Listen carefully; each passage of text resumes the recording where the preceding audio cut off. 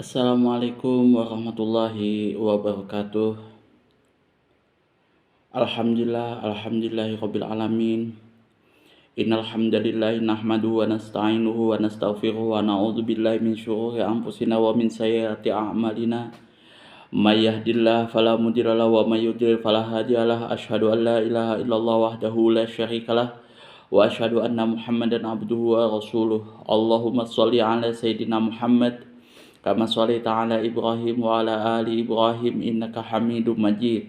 Wa barik ala Muhammadin wa ala ali Muhammad kama barakta ala Ibrahim wa ala ali Ibrahim innaka Hamidum Majid.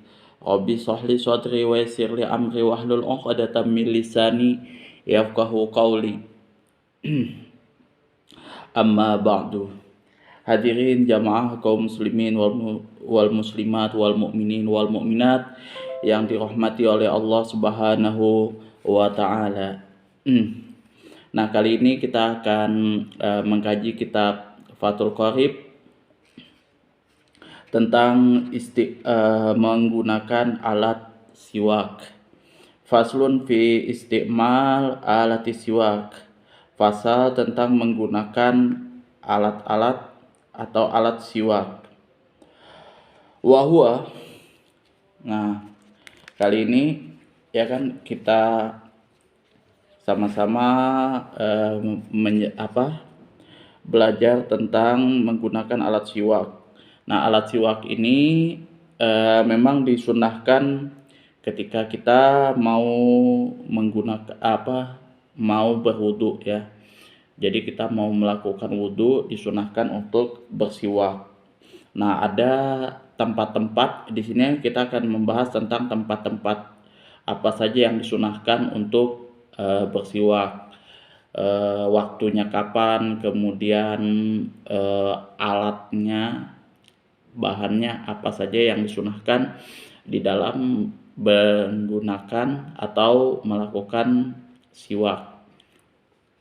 Seperti itu. Jadi bagaimana prosesnya seperti itu, caranya bagaimana, nanti saya akan bahas seperti apa ya. Nanti contohnya ya seperti ini ya. Ini anggap aja pensil ini alat siwak kayu arak ya. Jadi teman-teman bisa nanti cari di toko-toko parfum, itu ada ya alat untuk bersiwak. Wahwa fi min sunanil wudu. Bersiwak itu adalah bagian dari sunah-sunah wudu. Wa yutlaqu siwaku aidon, dan mutlak atau harusnya bersiwak itu juga ala mayustaku bihi, dengan sesuatu yang biasa digunakan, min aroki, dari kayu arok wa nahwihi, atau sejenisnya ya.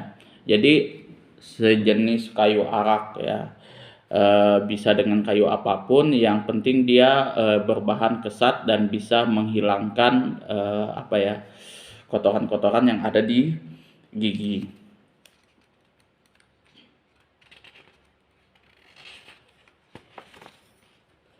Wasiwaku mustahabun fi kulli hal, dan bersiwak itu disunahkan dalam setiap keadaan. Wala yukrahu tanzihan, dan tidak makruh tanzih, hukumnya tidak makruh tanzih illa ba'da zawali li shaimin fardhon aw naflan, kecuali sesudah terbenamnya matahari fardu atau bagi orang yang berpuasa yang wajib fardu seperti bulan Ramadan au naflan, atau selain bulan Ramadan, atau puasa-puasa yang sunnah ya. Yang sunnah itu selain bulan Ramadan. Jadi kalau misalkan kita bersiwak itu pada waktu puasa itu ya mulai dari terbitnya matahari sampai terbenamnya matahari. Nah, itu maka hukum kita bersiwak di situ adalah makruh tanzih. Nah, kalau misalkan kita bersiwak lepas dari terbenamnya matahari, maka tidak ada lagi hukumnya makruh tanzih. Wa tazulul karoha, dan menjadi hilang makruh tanzihnya tadi Bighurubi syam, sebab terbenamnya matahari. Jadi kalau misalkan kita waktu bulan puasa itu makruh tanzih. Jadi memang makruh di sini memang harus ditinggalkan. Waqtar Nawawi, kemudian Imam Nawawi di sini berpendapat, memilih pendapat adamul karohah mutlakon, tidak adanya makruh secara mutlak pada saat kita waktu berpuasa. Jadi kalau waktu berpuasa kita misalkan bersiwak seperti ini, nah bersiwak seperti ini, itu tidak ada kemakruhan pada saat kita berpuasa, baik itu puasa fardu ataupun sunnah. Tapi kalau menurut Al-Imam Syafi'i itu makruh hukumnya. Wahwa ayusyiwak, wahwa di sini kembalinya ke siwak. Fi salah satu mawadi, sunnahnya itu di 3 tempat. Asyadu istihbaban, sangat disunnahkan, min ghairihima, selain dari ketiga tempat tersebut. Jadi yang paling disunahkan itu ada 3 tempat, 3 keadaan, min ghairihima, ataupun juga di selain 3 keadaan tersebut. Yang pertama adalah inda taghayyuril fam min azamin. Inda taghayyuril fam, ketika berubahnya bau mulut, min azamin, menjadi bau busuk. Kila di sini disebutkan juga penyebabnya adalah huwa sukutun tawilun, ketika kita berdiam terlalu lama. Kemudian juga ulama-ulama berpendapat penyebab dari bau mulut tersebut wa tarkul akli, ketika kita tidak makan atau meninggalkan makan pada saat puasa, atau misalkan hal-hal yang lain ya, karena kesibukan yang lain. Nah itu berubahnya bau mulut kita menjadi busuk. Wa inna maqala, dan pengarang kitab ini mengatakan wa ghayyaruhu, berubahnya bau mulut tadi, liyashtamala, disebabkan taghayyurul fam min ghairil azam, penyebab dari berubahnya bau mulut bi ghairi azamin,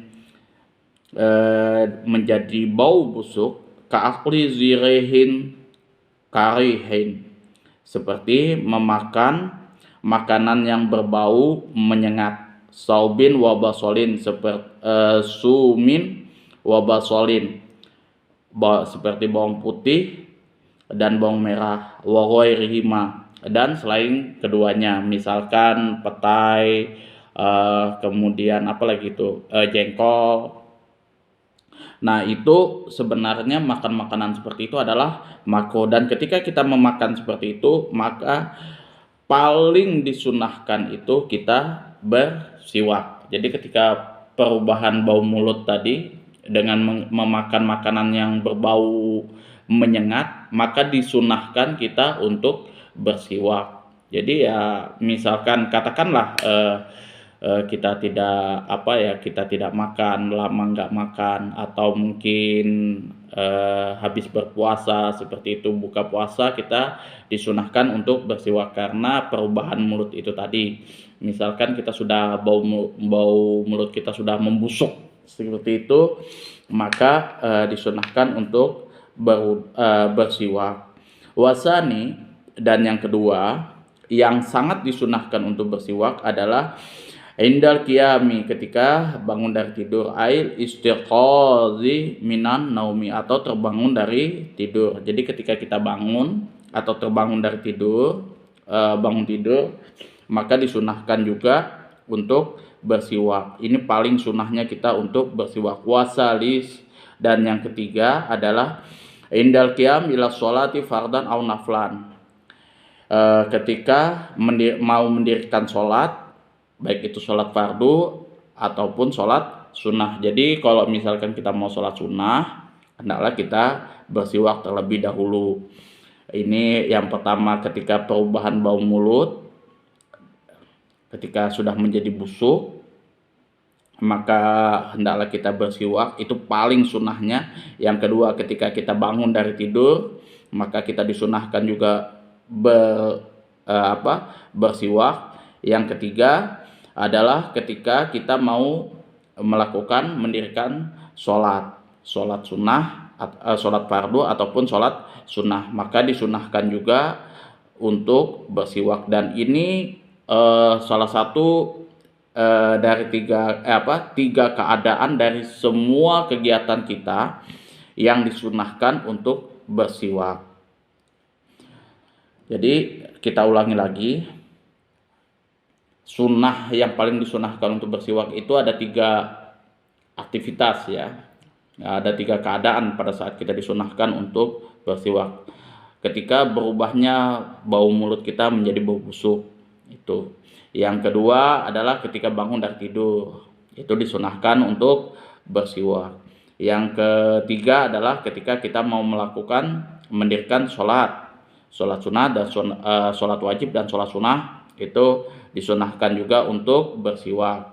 Wa yata'akkadu, dan disunahkan juga wa yata'akkadu aidon, dan disunahkan juga fi ghairi salasatil mazkurati, dari 3 yang sudah disebutkan di atas, mimma huwal mazkur, dari apa-apa yang sudah disebutkan, fil mutawwalati, di dalam kitab-kitab yang panjang nanti, di dalam kitab-kitab yang besar nantinya, qiraatil Quran, seperti membaca Al-Quran,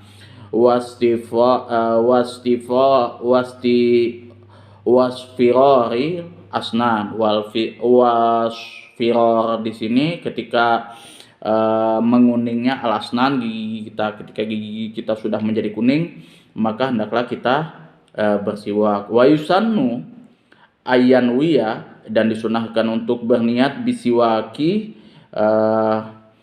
ketika bersiwak tadi as-sunnata. Ini adalah pokok yang sunat. Jadi kalau misalkan kita berniat bersiwak, itu adalah sunnah. Nah, kalau kita niat, ya niat seperti biasa aja, bebas kayak gitu. Saya niat bersiwak untuk menghilangkan bau mulut atau membersihkan kotoran yang ada di mulut, sunnah karena Allah Ta'ala. Ayastaka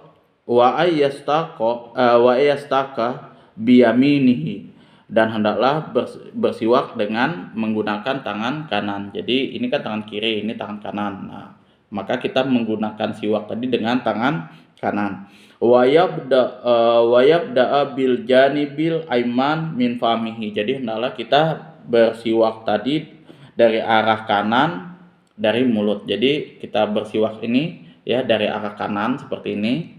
Nah, jadi dari arah kanan kemudian ke arah kiri seperti itu. Itu sunnahnya. Wa ayyumirahu ala syaqfi khalqihi, dan terus ke arah bagian atas dari tenggorokan. Jadi ke arah atas kayak gitu secara perlahan-lahan. Syaqfi khalqi, di atas tenggorokan, imron secara pelan-pelan, imron latifan secara pelan-pelan, wa ala karosi idrosihi, dan pada bagian gigi tenggorokan ya. Jadi pada bagian gusi. Nah, pada bagian gusi itu juga hendaklah dibersihkan semua. Jadi bagian tenggorokan kayak gitu ya. Seperti ini. Kemudian bagian atas, bagian gusi dan bagian gigi, itu disunahkan kita melakukan bersiwak. Jadi pada bagian pertama itu ya, menggunakannya pakai tangan kanan.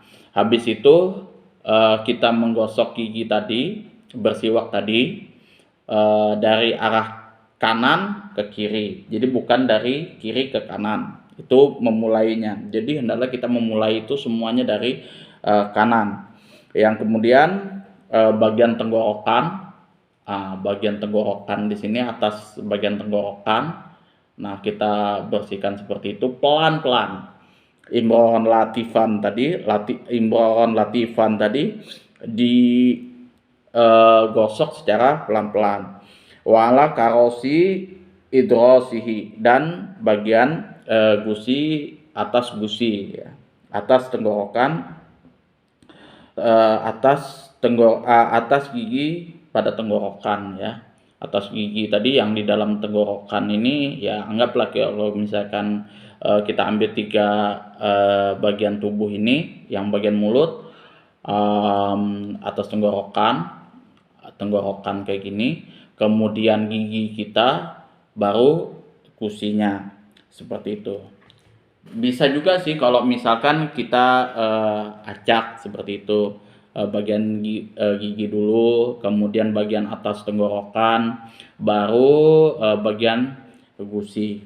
Nah, itu sunnahnya kita melakukan menggunakan atau kita bersiwak seperti itu. Jadi yang pertama itu alatnya dari kayu arak. Ya, kalau zaman dulu itu dari kayu arak, sekarang pakai sikat gigi dan pakai odol, itu nggak ada masalah. Itu khilaf beberapa ulama ya. Ada yang mengatakan tetap harus menggunakan kayu arak. Ada juga ulama yang mengatakan bahwa sunnahnya kalau sekarang itu ya sikat gigi dan odol, seperti itu. Dan biasanya sih itu bukan perkara yang ini ya, yang perlu diperuncing, tapi itu memang sudah keadaan zamannya. Nah, adapun ulama yang membolehkan kita menggunakan sikat gigi dan lain sebagainya, itu karena keadaan zamannya ya kan. Sudah ada sikat gigi seperti itu yang halus untuk gigi kan. Jadi gigi kita nggak rusak. Kemudian juga pakai odol ya kan, sabun untuk membersihkan mulut seperti itu. Nah, itu pakai odol. Yang kedua, itu kalau pendapat yang kedua yang mesti menggunakan kayu arak, itu juga ada landasannya, karena kalau kata mereka, kalau misalkan kita bertayamum, itu kita tetap apapun kemajuan zamannya seperti apapun hebatnya zaman itu, maka tetap bertayamum menggunakan debu. Adapun imam yang lain ya, karena ini sudah kemajuan zaman dan memang itu sudah diperlukan, maka ya nggak ada masalah kalau kita menggunakan selain daripada kayu arak. Nah, seperti itu. Ya, mungkin itu saja yang bisa saya sampaikan. Kurang dan lebihnya saya mohon maaf ya. Saya juga membahas poin-poin ini step by step, kemudian secara detail, dan juga tidak terlalu muluk-muluk ya, tidak terlalu panjang seperti itu. Jadi teman-teman bisa mempelajarinya dengan mudah. Itu saja yang bisa saya sampaikan. Wabillahi taufik wal hidayah. Assalamualaikum warahmatullahi wabarakatuh.